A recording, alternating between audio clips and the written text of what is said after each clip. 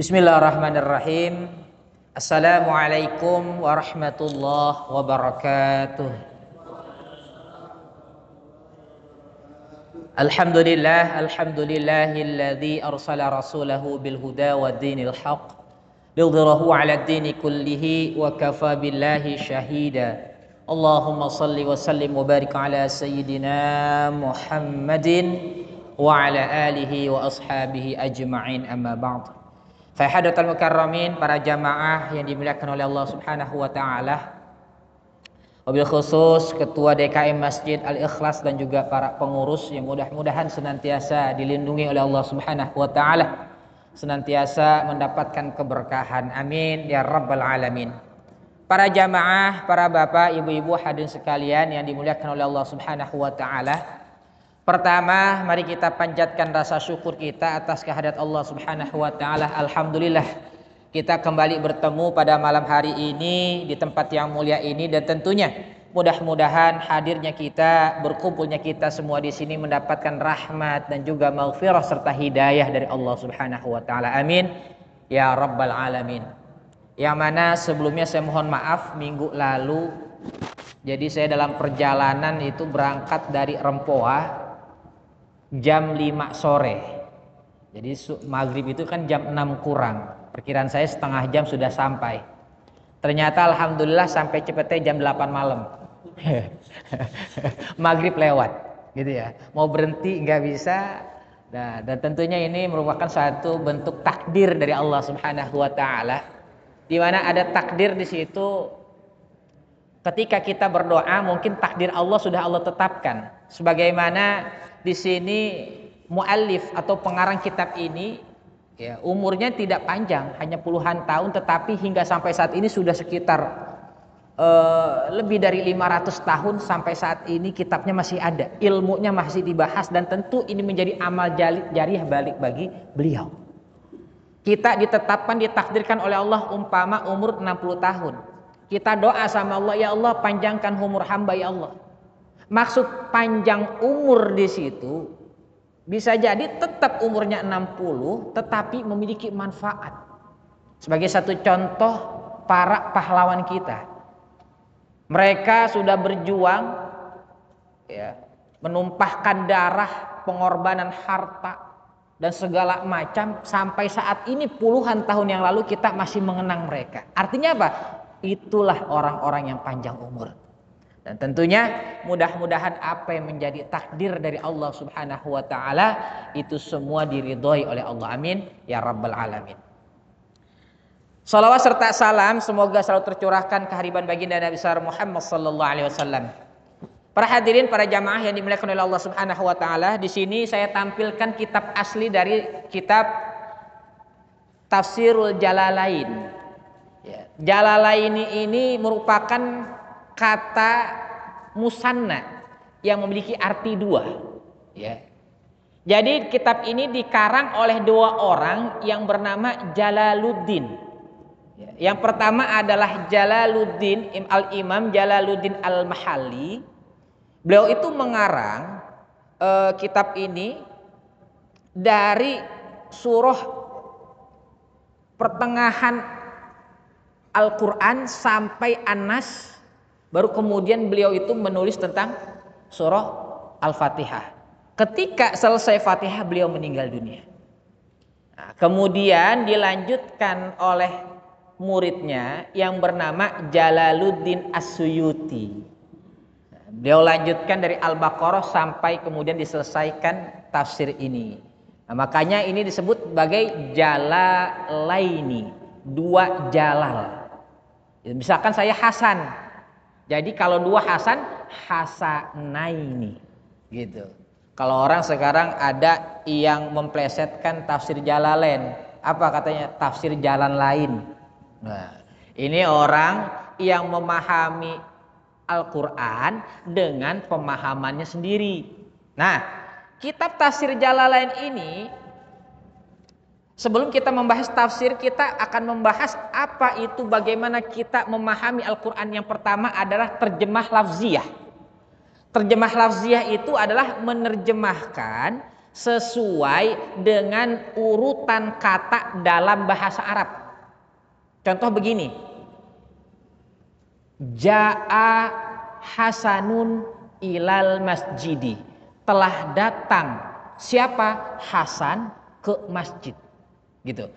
Secara urutan bahasa Indonesia itu benar nggak? Telah datang Hasan ke masjid. Secara bahasa Indonesia salah. Harusnya kan Hasan telah datang ke masjid. Nah, itu apa? Pertama itu terjemah lafziyah, mengikuti lafadz yang sesuai bahasa Arab. Gitu. Kemudian yang kedua adalah namanya terjemah. Terjemah itu apa? Ya sudah disesuaikan dengan kaidah bahasa Indonesia. Ini ada subjeknya, predikat, objek dan lain sebagainya. Gitu. Yang pertama terjemah lafziyah, yang kedua adalah terjemah, yang ketiga adalah tafsir. Nah, tafsir ini yang memahami kata per kata atau ayat per ayat. Dan tafsir dibagi jadi dua. Ada tafsir bil ma'sur, ada tafsir bil ra'yi. Bil ma'sur itu apa? Yaitu tafsir yang di situ berdasarkan dalil-dalil baik dari Al-Qur'an ataupun Al-Hadis. Jadi ada ayat Al-Qur'an, misalkan begini. A'udzu billahi minasyaitonir rajim. Inna fi khalqis samawati wal ardi wa ikhtilafil laili wan nahari laayatil liulil albab. Ya kan? Sesungguhnya di dalam penciptaan langit dan bumi, wakhtilafil laili wan nahar, dan pergantian antara malam dan siang, laayatin. Situ ada tanda-tanda kebesaran Allah liulil albab, bagi orang yang cerdas. Nah, pertanyaan yang cerdas itu yang bagaimana? Cerdas itu kan banyak. Apakah mereka yang ranking 1, mereka yang gelarnya banyak? Nah, itu dijelaskan pada ayat selanjutnya. Alladzina yadhkurunallaha qiyaman wa qu'udan wa 'ala junubihim. Orang yang cerdas adalah orang yang dalam keadaan berdiri, duduk atau bahkan berbaring dia ingat sama Allah. Oh, ini adalah tafsirul Quran bil Quran. Menafsirkan Al-Quran dengan Quran. Atau juga menafsirkan Quran dengan hadis. Misalkan aqimus shalah. Kita diperintahkan untuk mengerjakan sholat. Apakah cara sholatnya itu dijelaskan di dalam Al-Quran? Tidak. Dijelaskan dalam hadis. Tafsirul Quran bil hadis. Ini yang disebut tafsir bil ma'sur. Ya. Dan kemudian ada tafsir bil ra'yi, yaitu tafsir dengan menggunakan akal. Tetapi ini akalnya dengan akal ulama. Jangan akalnya sendiri. Ada orang pernah viral itu, orang yang mengatakan bahwa orang salah itu mengartikan Al-Qari'ah. Kata dia, Al-Qari'ah, surat Al-Qari'ah itu artinya adalah pembaca wanita. Kalau laki namanya Qari'ah pembaca wanita. Katanya kayak gitu. Bener nggak kayak gini? Salah. Dia memahami Al-Quran dengan otaknya dia, padahal dia nggak paham agama. Viral itu ada. Katanya Al-Qari'ah itu artinya pembaca wanita. Mal Qari'ah, siapakah pembaca wanita itu? Salah kaprah itu orang. Gitu. Ada juga yang membahas dalam surah Ad-Duha, wa wajadaka dhallan fahada. Ya kan? Jika sebelumnya kamu tidak tahu, tapi kemudian setelah itu Allah beri petunjuk. Maksudnya itu redaksinya Allah kepada Nabi Muhammad. Sehingga ada yang mengatakan dulu Nabi Muhammad sesat. Berarti kan kalau sesat menyembahnya bukan Allah. Gitu loh. Sehingga dia memahami ayat itu dengan pemikirannya. Dulu Nabi Muhammad sesat kemudian kasih hidayah. Salah orang itu. Gitu loh. Kenapa? Memahami Al-Quran pakai otaknya sendiri. Karena dia bukan ulama. Itu maksudnya apa? Nabi Muhammad dari kecil, Nabi Muhammad ketika lahir dijelaskan dalam kitab Qarawi, ya. Kitab Rawi itu Ad-Dibai namanya. Nabi Muhammad ketika lahir sajidan syakiran hamidan ka'annahul badru fi tamami. Nabi Muhammad ketika bayi baru lahir itu, Nabi Muhammad bersih, nggak ada darah sama sekali. Ada nggak bayi kayak gitu? Ya. Baiknya bersih, kemudian pusernya itu sudah sempurna. Gitu. Kemudian bersih, Nabi Muhammad langsung sujud sajidan syakiran, bersyukur. mengucap tahmid pada Allah Subhanahu wa taala. Artinya apa? Nabi Muhammad ketika baru lahir langsung bisa ngomong, mengucapkan kalimat-kalimat thayyibah pada Allah Subhanahu wa taala. Dan bahkan Nabi Muhammad masa kecilnya itu beliau tiap jalan itu, di sana kan gurun pasir. Itu tiap jalan di atasnya itu dipayungi dengan awan. Begitu. Kalau kita kayak gitu enak, Pak. Ya, mau musim panas, musim hujan, itu di atasnya itu Nabi Muhammad itu ada awan yang menaungi Nabi.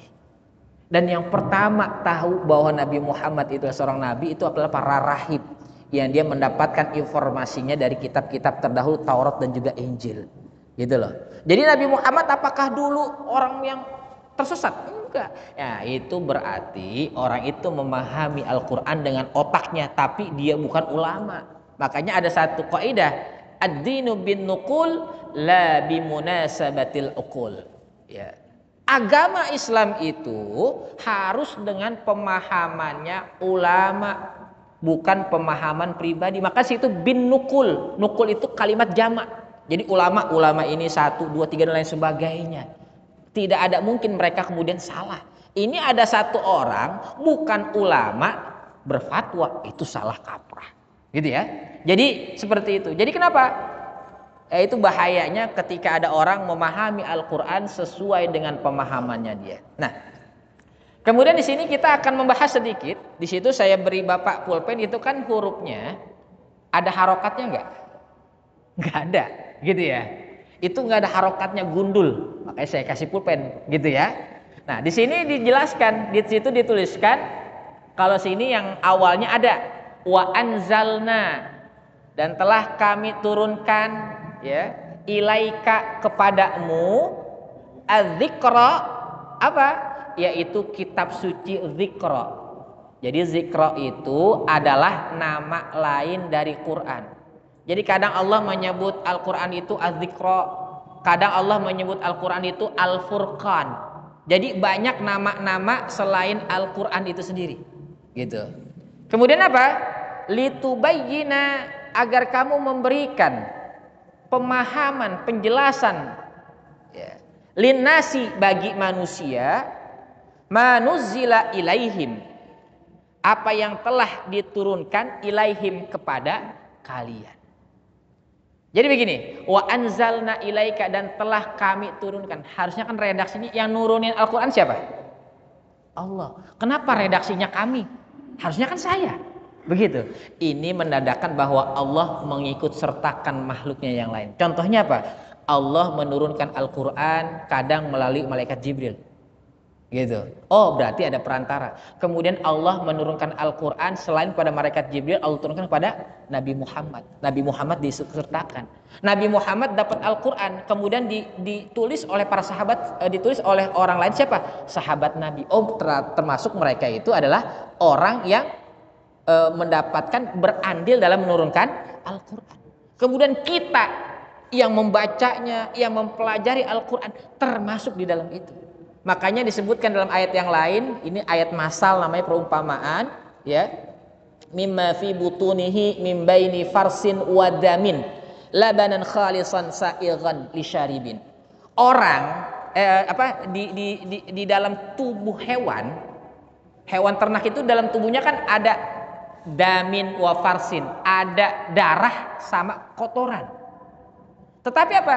Labanan khalisan. Misalkan sapi, di dalam tubuh sapi itu ada darah, ada kotoran, tetapi apa? Labanan khalisan, menghasilkan susu yang murni.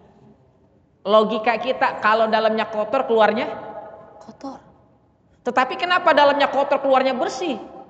Nah, itu menjadikan satu gambaran bahwa sebejat-bejatnya dunia ini, sekotor-kotornya dunia ini, kalau orang dia baca Quran, dia mempelajari Al-Quran, akan menjadi orang yang suci, yang jernih akal pikirannya, yang insya Allah akan memberikan keselamatan buat dia dan juga keluarganya. Seperti itu, ya. Nah, kemudian kita bahas di sini kata Bismillahi. Nah, ini adalah khat. Khat itu apa sih namanya, kita kalau misalkan tulisan Latin itu kan ada model-modelnya ya, Cosmic, Times New Roman gitu ya. Ini khat. Cuma saya tidak paham secara detail tentang nama-nama khot gitu ya. Nah, bismillahi dengan menyebut nama Allah.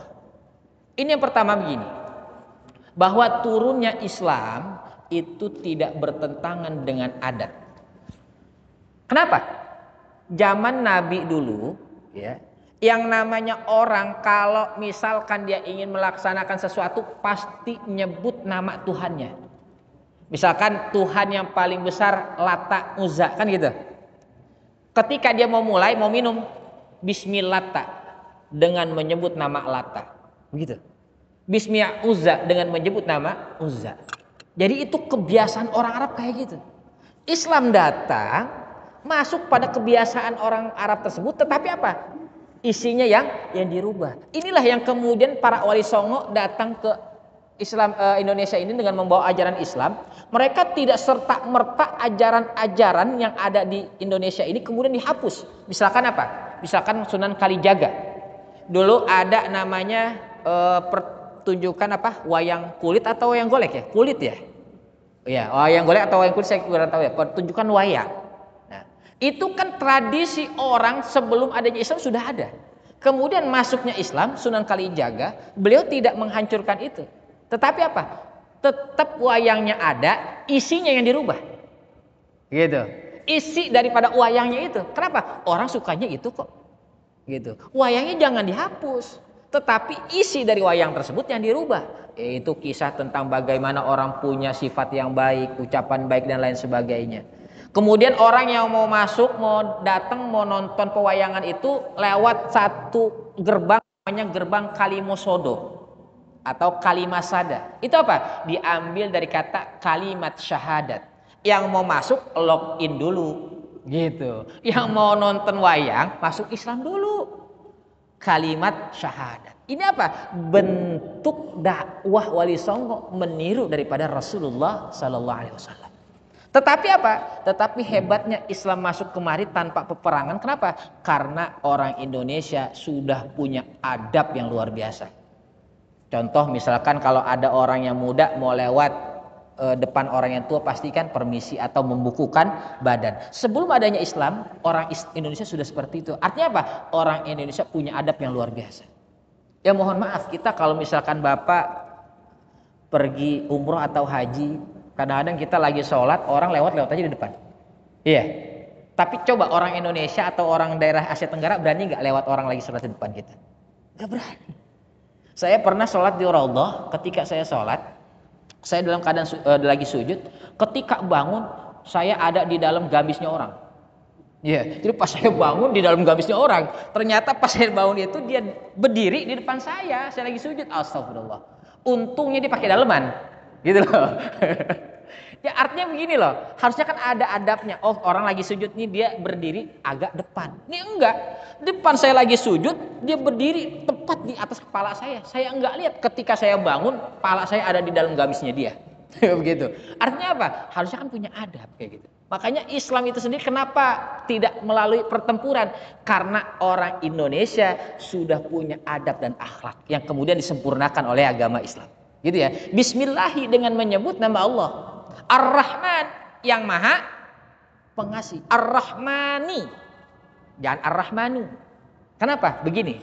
Jadi kisahnya ini namanya ilmu nahwu. Jadi ada ulama tabi'in. Tabi'in itu adalah, ini kan Rasul. Generasi setelah Nabi Muhammad, sahabat. Sahabat itu orang yang ketemu Nabi Muhammad dan dia beriman. Setelah generasi sahabat habis, digantikan namanya tabi'in. Nah, ini ada Abu Aswad Ad-Du'ali namanya tabi'in, beliau punya anak. Anaknya ngomong gini, ma ahsanul jazai, ma ahsanus samai. Ya, ma ahsanus samai. Ya, ma apa ahsanus sama lebih baik yang terbaik di langit itu. Kemudian Abu Aswad Ad-Du'ali menjawab an-nujum. Ya, itu bintang-bintang. Anaknya protes, "Ya, saya bukannya nanya, saya lagi bilang, oh indah banget langit." Dia mengatakan dengan ma'ahsanus samai. Kata itu kamu salah, jangan pakai ahsanu, tapi pakai ahsana. Gitu. Kenapa? Padahal cuma beda dhammah sama fathah. Yang satu kalau pakai dhammah ahsanu itu jadi kalimat tanya, kalau ahsana itu jadi kalimat pernyataan. Nah, inilah kemudian Abul Aswad Ad-Du'ali beliau membuat satu kaidah-kaidah rumusan dalam gramatikal bahasa Arab. Gitu ya. Jadi bismillahi pasti lafadz Allahnya dibaca hi. Kenapa? Karena ada bi di depan. Gitu ya. Bismillahi nggak bisa bismillahu, nggak bisa. Kenapa? Karena ada bi situ. Dengan menyebut nama Allah Ar-Rahmani, nggak bisa Ar-Rahmanu, Ar-Rahmana, nggak bisa. Kalau misalkan dibaca seperti itu artinya jadi salah. Ya. Ar-Rahmani yang maha penyayang, pengasih. Apa pengasih ini? Ar-Rahimi yang maha penyayang. Apa bedanya? Ar-Rahman ini adalah Allah punya rahmat, Allah punya kasih, Allah kasih itu rezeki buat siapa saja di muka bumi ini, mau orang Islam, mau orang kafir, Allah kasih. Orang kafir Allah kasih jabatan, Allah kasih uang banyak, Allah kasih kesenangan dunia, itu rahmannya Allah. Orang Islam juga Allah kasih harta, Allah kasih hidup sehat, segala macam, itu juga rahmannya Allah. Jadi siapapun, mau orang baik, mau orang jahat, manusia, jin, setan, bahkan iblis sekalipun, Allah kasih rahmannya Allah. Nah, ini bersifat umum. Tapi kalau Ar-Rahim khusus penyayangnya Allah kepada yang beriman pada Allah Subhanahu wa taala. Jadi kalau mereka nanti yang masuk ke surga di akhirat siapa? Yang percaya sama Allah. Ini berlaku rahimnya Allah.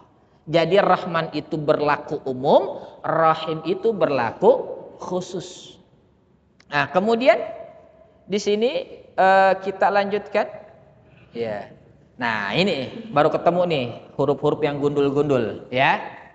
Nah, di sini dikatakan alhamdu sebagai mubtada itu, sebagai pengawal.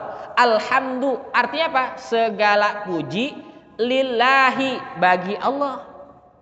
Ya, hamdan pujian muafian yang mencukupi lini'amihi terhadap nikmat-nikmatnya Allah. Jadi begini.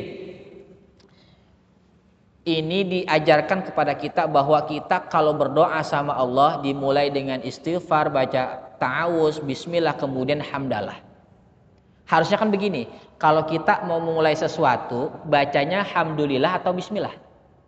Saya mau minum nih, berarti kan saya belum melakukan kan? Itu baiknya ngucapinnya bismillah apa hamdalah? Bismillah. Setelah minum baru hamdulillah. Loh, kenapa ulama mengajarkan kalau doa hamdalah dulu? Oh, di situ ulama memberikan satu pengertian kepada kita bahwa kita punya keyakinan bahwa apa yang kita inginkan itu sudah terwujud. Gitu. Seakan-akan yang kita doakan sudah ada di kita. Gitu. Kalau orang kan, orang barat ada namanya bilang itu limiting belief. Belief itu orang tuh ada terbatasnya. Misalkan apa? Ah, saya orangnya nggak rapih. Ah, saya orangnya nggak bisa tepat waktu. Ah, saya orangnya nggak sanggup segala macam. Itu kan omongan-omongan yang kemudian membentuk karakter jiwa, gitu loh. Baru kemudian di situ dalam agama Islam dengan kata hamdalah, alhamdulillah rabbil alamin, dengan mengucapkan alhamdulillah seakan-akan apa yang kita inginkan itu sudah terwujud, begitu loh. Jadi misalkan contoh-contoh begini. Kalau dulu saya waktu ngaji sama kiai saya, waktu itu ngaji tentang umroh dan haji. Kemudian kiai saya bilang, untuk bisa kita faham betul dengan manasik umroh ataupun haji, cara terbaik apa? Kita umroh dulu, beneran. Kita akan faham dengan itu. Jadi seakan-akan kita diajak ke Baitullah. Dan alhamdulillah ketika kita membayangkan sesuatu yang kita bayangkan, itu Allah akan kabulkan. Sebab apa? Rahman Rahimnya Allah. Itulah kalau kata orang barat bilang, orang barat bilang itu namanya law of attraction, hukum tarik menarik. Apa yang kamu pikirkan itu yang kamu dapatkan. Itulah yang kemudian dalam satu hadis qudsi Rasulullah bersabda, ana inda zanni abdibi, aku bersama persangkaan hambaku. Jadi kalau kita punya prasangkaan baik, maka berarti dapat yang baik. Kalau kita prasangkaan buruk, maka akan dapat yang buruk. Maka saya pernah membaca itu kalau orang barat, Jack Canfield, dia itu motivator, nama bukunya Chicken for the Soul, ya. Yaitu bagaimana kita dengan ucapan-ucapan itu bisa memotivasi diri kita. Gitu. Ternyata apa? Ternyata ya itu sudah diajarkan jauh dulu dari orang Islam, dari Nabi Muhammad. Contoh misalkan begini, mereka mengajarkan kalau kita menjadi orang yang bersyukur itu ada namanya reframing. Reframing itu apa? Kita misalkan satu contoh begini, kita melihat Bung Karno, beliau itu adalah orang yang hebat, orang yang baik sebagai pahlawan. Berarti apa? Frame-nya baik atau jahat Bung Karno? Baik, ya kan? Nah, kemudian ada mereka orang Belanda merasa bahwa Indonesia ini adalah jajahan mereka, kemudian Indonesia memberontak, akhirnya merdeka. Kemudian mereka memandang Bung Karno sebagai apa? Orang baik apa orang jahat? Orang jahat. Kenapa? Karena dia ini pemberontak. Bung Karno-nya ada berapa? Ada satu. Tapi yang satu memandang baik, satu lagi memandang jahat. Cuma hanya cara framingnya aja yang berbeda. Nah, itu dia mengajarkan seperti itu. Ketika ada satu kejadian, dia kemudian kita putus asa, kita ganti framenya bahwa ini ada hikmahnya di balik kejadian tersebut. Itu udah diajarin dalam Islam. Bagaimana? Husnudzon, qanaah, bersyukur dan lain sebagainya. Ini bahkan diajarkan ketika kita masih SD.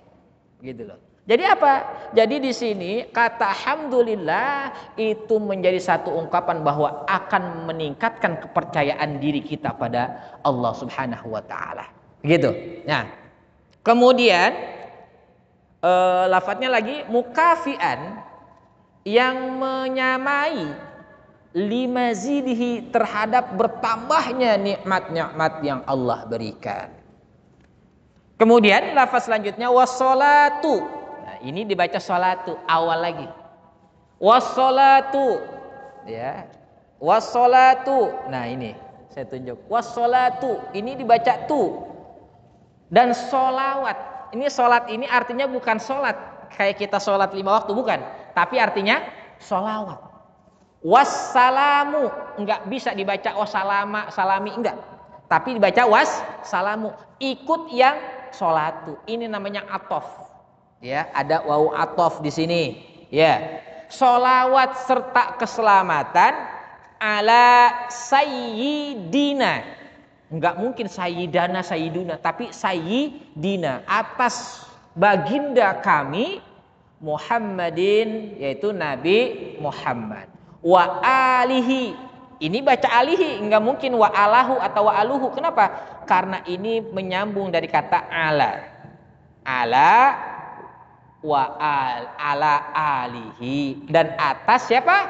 Keluarganya Nabi, wa sahbihi, dan sahabatnya Nabi, wa junudihi, dan bala tentaranya Nabi. Wa junudihi, dan bala tentaranya Nabi. Nah, bala tentara di sini bukan hanya mereka yang bertempur di medan pertempuran, tetapi ulama mengatakan bala tentara ini mereka yang belajar agama, mereka yang mengajarkan, mereka yang mengamalkan, mereka yang membaca Al-Quran. Ini disebut sebagai junudihi, bala tentaranya Nabi Muhammad sallallahu alaihi wasallam. Nah, tadi kita sudah jelaskan kalau yang namanya kita mau berdoa tadi diawali dengan apa? Hamdalah, satu. Kemudian yang kedua, wassalatu wassalam, membaca sholawat. Saya mondok di daerah Kediri. Di daerah Kediri itu nama pondoknya itu Mahir Ar-Riyad. Mahir Ar-Riyad itu berada di desa namanya Ringin Agung, ya, di Kediri. Nah, pendiri pondoknya itu namanya Syekh Imam Nawawi, 200 tahun yang lalu hidup. Ya, Syekh Imam Nawawi. Syekh Imam Nawawi ini, jadi pondok pesantren yang saya mondok ini umurnya sudah 200 tahun lebih. Dan tahun ini dan tahun kemarin juga dapat penghargaan salah satu pondok pesantren tertua di Indonesia.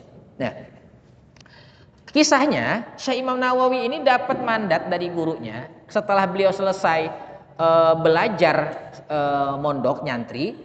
Kata gurunya, ini kamu bawa tanah itu nanti kamu cari yang cocok dengan tanah yang kamu bawa. Kalau itu cocok, kamu menetap di situ, kamu dirikan pesantren. Syekh Imam Nawawi ini adalah seorang berdarah biru, anak raja. Beliau berasal dari kerajaan di daerah Jawa Tengah. Kemudian beliau merantau. Nah, kemudian beliau menemukan satu daerah tempat itu tadi di Kediri. namanya ada satu hutan yang di situ sangat angker, tapi di situ ternyata tanahnya cocok dan beliau membuka pesantren di situ. Dibabat alas sama beliau, makanya di situ ada nama desa dusun namanya Bukaan. Kenapa? Karena beliau yang membuka alas itu. Nah, kemudian di situ setelah itu para santri ada satu pohon yang di situ nggak bisa ditebang, bahkan santri yang mau mencoba menebangnya itu meninggal. Akhirnya ini disampaikanlah berita ini kepada Kiai Asy-Syaikh Imam Nawawi. Syekh matur, mohon maaf, saya ingin menyampaikan bahwa ada satu pohon yang besar yang di situ nggak bisa ditebang. Bagaimana Syekh? Kemudian kata beliau, tunggu 3 hari. Beliau 3 hari berpuasa dan menghatamkan Quran sebanyak 3 kali. Dari satu hari hatam Quran, kemudian tiap malam beliau tahajud. Pada malam harinya beliau mendapatkan ilham, ya, mendapatkan satu petunjuk di situ untuk membaca satu sholawat. Sholawatnya ini adalah, kan sholawat ada yang di situ diajarkan Rasul, ada sholawat yang dikarang ulama. Ada 2 tuh. Tapi sama-sama sholawat. Kemudian beliau mengajarkan, baca ini, kamu tulis. Allahumma sholli ala Muhammad wasallim. Allahumma sholli ala Muhammad wasallim. Allahumma sholli ala Muhammad wasallim. Diajarkan sama santrinya, kamu amalkan, kamu baca. Dan alhamdulillah setelah diamalkan sama santrinya, dibaca, kemudian pohon beringin yang besar itu bisa tumbang. Nah, barulah kemudian itu kenapa dinamakan Ringin Agung desanya. Kenapa? Karena pohonnya itu saking besarnya, umpamanya pohonnya di sini.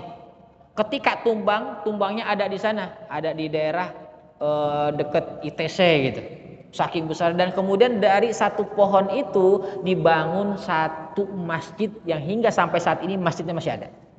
Jadi sekarang kita kalau bangun masjid pakai kayu butuh berapa kayu, tapi ini kayunya itu cuma dari satu pohon, saking besarnya itu pohon. Itulah kemudian terkenal sholawat Ringin Agung. Jadi kalau kita mau berdoa, ya, kita baca hamdalah satu, seakan-akan kita sudah mendapatkan apa yang kita inginkan. Ya Allah, alhamdulillahirabbil alamin, mudah-mudahan saya punya pekerjaan diberikan kelancaran. Gitu. Kalau udah alhamdulillah, seakan-akan yang akan kita kerjakan sudah kita dapatkan. Gitu. Wassalatu, dan membaca sholawat, Allahumma sholli ala sayyidina Muhammad, atau membaca sallallahu ala Muhammad, dan sholawat yang lainnya kita baca. Sebab apa? Dengan baca sholawat itu yang pertama, satu kali sholawat Allah berikan 10 rahmat. Man shalla alayya salatan wahidah sallallahu alaihi asyran. Orang baca satu kali sholawat padaku, apa kata Rasulullah? Allah akan memberikannya 10 rahmat. Dan bahkan apa? Orang yang baca sholawat itu dosa-dosanya Allah ampunin. Kemudian Allah berikan rahmat, Allah juga akan mengabulkan doa-doa yang dia panjatkan. Itu makanya kalau berdoa baca hamdalah, kemudian baca sholawat, baru kita minta apa yang kita inginkan. Gitu. Ini merupakan ajaran daripada ulama. Hadza ma istadat. Hadza kitab ini ma istadat, apa yang sangat mendesak, ilaihi hajatur raghibina, ya, yaitu yang sangat dibutuhkan bagi para pecinta, fi takmilati, ya, tafsiril Qur'ani, dalam fi itu dalam, takmilati menyempurnakan, tafsiril Qur'an yaitu tafsir Al-Qur'an, al-karimi yang alladzi allafahu, alladzi yang, ya, makanya ini adalah kalimat apa? Kalimat sambung. Contoh misalkan gini. Makanya supaya kita faham salah satu sedikit makna atau tafsir Quran, supaya tidak salah dalam baca Quran. Misalkan ada fawailul lil musallin, shadaqallahul azim. Bisa kafir tuh kita. Apa artinya? Fawailul lil musallin, celakalah bagi orang-orang yang sholat. Habis itu shadaqallahul azim, enggak boleh. Harus lanjutnya. Alladzina hum an sholatihim sahun. Yang bagaimana? Yang sholatnya males-malesan. Kan begitu. Gitu. Jadi artinya apa? Artinya kita tahu sedikit tentang makna Quran supaya tidak salah dalam membaca Al-Quran. Itu yang haram dalam wakaf misalkan gitu, atau berhenti setelah itu tidak melanjutkan. Misalkan gini lagi, wal asr innal insana lafi khusr, sesungguhnya manusia itu dalam kerugian. Shadaqallahul azim. Emang manusia rugi semua? Kan nggak ada lanjutannya. Illalladzina amanu, kecuali orang yang beriman, wa amilus salihatan, orang-orang yang beramal saleh dan seterusnya. Jadi ada lanjutannya. Jadi gitu ya. Alladzi allafahu, yang dikarang ya, al-imamu ya, yaitu imam, al-allamatu, yang sangat alim. Orang kalau sudah disebut alamah itu beliau itu sudah hafal Quran, hafal bahkan mencapai ribuan hadis. Hafal Quran 30 juz, hafal ribuan hadis, alamah namanya. Gitu. Jadi kalau masih sekedar ustadz, ya, apalagi ustadznya buka pakai zal, ustadz, belakangnya T doang, ustadz, gitu, kiai, atau bahkan di kita itu terkenal mualim, mualim itu sudah di atasnya kiai itu, kiai mualim Syafi'i Hazami, mualim Kiai Tobroni, mualim Kiai Nur Ali Bekasi, itu apa artinya? Beliau itu ibaratnya kalau ibarat orang kita tuh kiainya kiai, gitu, kiainya kiai, ya, al-muhaqqiqu yang pandai ya menjelaskan masalah dengan dalil. Muhaqqiq itu pentahqiq kalau dalam bahasa singkatnya, tetapi yang pandai menjelaskan masalah dengan dalil siapa? Jalaluddin Muhammad bin Ahmad Al-Mahalli Asy-Syafi'i, ya, yaitu Jalaluddin Muhammad bin Ahmad Al-Mahalli. Al-Mahalli ini sebetulnya merujuk kepada satu tempat. Tempat misalkan begini, ada orang Jakarta ulama, misalkan siapa? Nuruddin, Syekh Mansur Al-Batawiyu. Berarti apa? Bangsa Betawi. Syekh Imam Nawawi Al-Bantaniyu.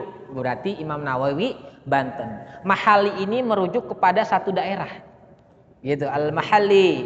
Asy-Syafi'iyyu, yang ini bermazhab Imam Syafi'i.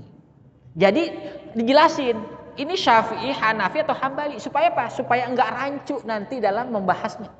Gitu. Kenapa? Karena nanti ada metode-metode lain di dalam Imam Syafi'i, Imam Hambali atau Imam Malik, ya. Rahimahullahu, semoga Allah memberikan rahmat, wa tatmimi, ya, dan menyempurnakan ma fatahu, apa yang ma fatahu itu yang belum sempurna itu ya. Ma fatahu, apa yang belum sempurna, wa huwa, yaitu min awali suratil Baqarati, dari awal surat Baqarah ila akhiril Isra'i, sampai akhir surat Al-Isra. Jadi yang pertama Syekh Mahalli itu yang ini nih. Jadi ini yang ngomong Imam Jalaluddin As-Suyuti. Yang pertama kan Al-Mahalli, yang kedua As-Suyuti muridnya. Dia mengatakan bahwa ini adalah kitab ya yang sangat penting bagi orang yang butuh untuk pecinta Al-Quran ini dalam menyempurnakan tafsir Quran yang dikarang oleh siapa? Oleh Syekh Jalaluddin Muhammad bin Ahmad Al-Mahalli. Syekh Jalaluddin Al-Mahalli. Yang belum sempurna yang mana? Al-Baqarah sampai surat Al-Isra itu belum. Karena apa? Beliau baru dari setelah Al-Isra itu sampai An-Nas, baru kemudian Al-Fatihah, baru itu setelah Fatihah meninggal beliau. Al-Baqarahnya belum. Maka yang melengkapi siapa? Jalaluddin As-Suyuti. Gitu, ya. Bitatimatin, dengan menyempurnakan ala nitmihi, ini nitmihi nitmihi itu cara metode ya, ala nitmihi atas metodenya siapa? Jalaluddin Al-Mahalli. Min zikrima, dari yang telah diucapkan, yufhamu, yang memberikan pemahaman bihi kalamullahi ta'ala, yaitu dengan memberikan pemahaman kalamullahi ta'ala, yaitu firmannya Allah ta'ala. Wal i'timadi, dan yang sangat mendesak. Jadi ini kenapa? Karena karangannya belum selesai. Ala arjahil aqwali, dengan menggunakan apa? Arjah itu merupakan jamak dari kata rojih, kuat. Aqwali itu qaul, ucapan atau pendapat. Ya, jadi ala arjahil aqwali, atas qaul atau pendapat ulama yang rojih, ya. Kemudian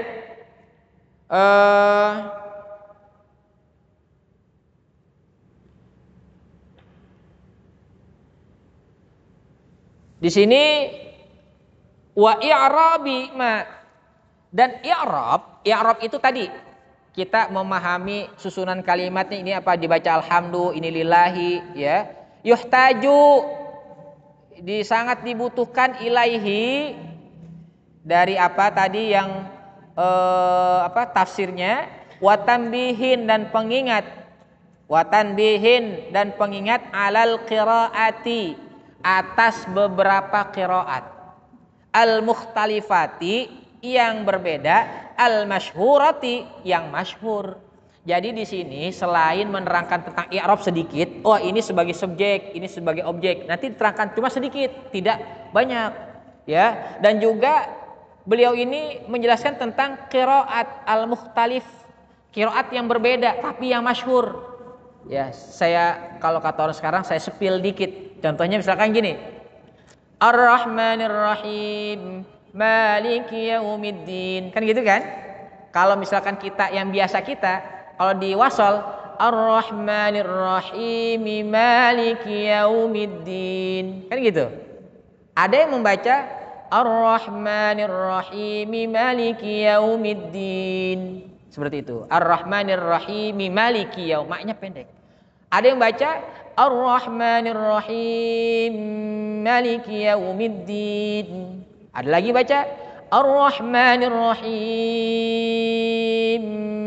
Maliki Yaumiddin. Ada lagi Ar-Rahmanir Rahim,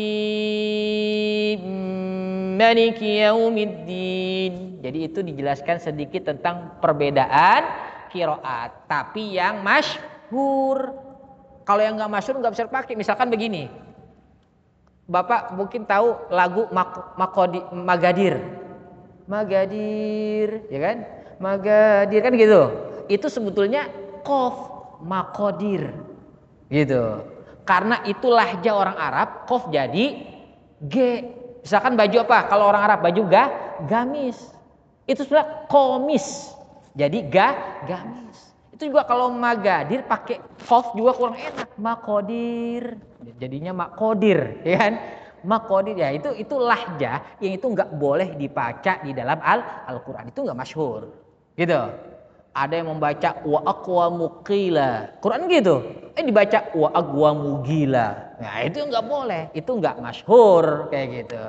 Jadi yang dijelasin di sini yang masyhur, ala wajhin latifin, atas wajah atau cara yang lemah lembut, wa ta'birin wajizin, dan mengungkapkan ibarat, wajizin yang ringkas. Ya ini sebentar lagi ya. Wa tarkit tatwili, dan meninggalkan yang panjang, jadi enggak bertele-tele. Bi dzikri aqwali ghairi mardiyatin, dengan mengucapkan ucapan-ucapan yang tidak mahalluha kutubul arabiyyati, sedangkan i'rab, jadi membahas tentang gramatikal bahasa Arab, mahalluha ya di kitab bahasa Arab. Jadi dalam kitab ini tidak membahas secara detail tentang apa i'rab. Wah, ini sebagai subjek predikat, enggak membahas secara detail. Kenapa? Karena kalau itu khusus dalam kitab bahasa Arab. Wallahu an-naf'u, ya apa? Manfaat, an-naf'u bihi, yaitu dengan kitab ini fid dunya, di dalam dunia, wa ahsanul jazai, dan sebaik-baiknya balasan, alaihi, atasnya, fil uqba, yaitu di akhirat, bimanihi, dengan anugerahnya, wa karamihi, dan kemuliaannya Allah Subhanahu wa taala. Wallahu a'lam bissawab. Ini bahasan kita sampai di sini. Ini ada satu halaman, dan insyaallah pada pertemuan berikut kita akan membahas tentang kitab tentang suratul Fatihah, itu surat Al-Fatihah. Al-Fatihah. A'udzubillahi minasyaitonir rajim. Bismillahirrahmanirrahim. Ya rabbil alamin. الرحمن الرحيم مالك يوم الدين إياك نعبد وإياك نستعين اهدنا الصراط المستقيم صراط الذين أنعمت عليهم غير المغضوب عليهم ولا الضالين آمين اللهم بحق الفاتحة بكرامة الفاتحة يا فرج الهم ويكشف الغم يا من يغفر ويرحم ويدافع عن البلايا الله ويدافع عن البلايا رحمن ويدافع عن البلايا رحيم بفضلك اللهم تحية فيها سلام وآخر دعواهم أن الحمد لله رب العالمين. Alhamdulillah, mohon maaf. Mungkin nanti kalau ada yang salah mohon dikoreksi. Demikian, wallahul muwaffiq ila aqwamit thoriq. Assalamualaikum warahmatullahi wabarakatuh.